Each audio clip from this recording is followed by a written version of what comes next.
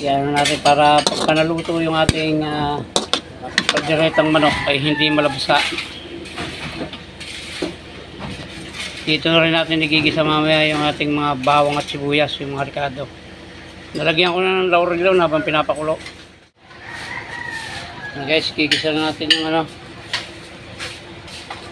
yung ating mga pansahog dito sa kalderetang manok.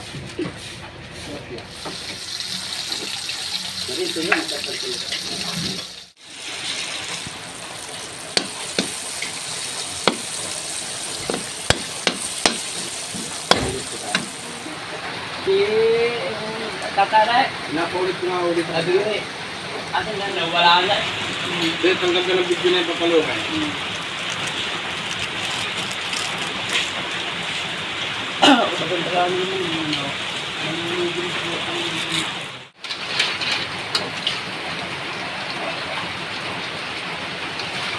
Ito guys, may rino na yan. Nilagay ko na yung rino.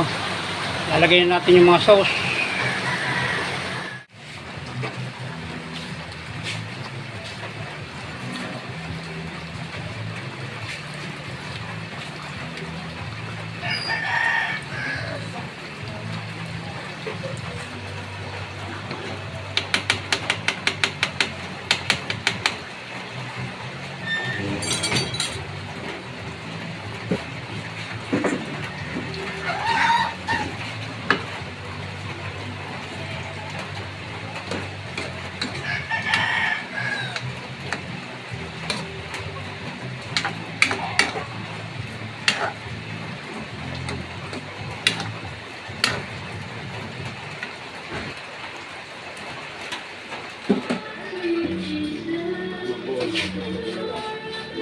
Ayan na guys, okay na to para mayroon tayong pang sabaw sa kanin. Ayan, muli po ay maraming salamat sa pagsama nitong pagluluto ng kalderetang manok.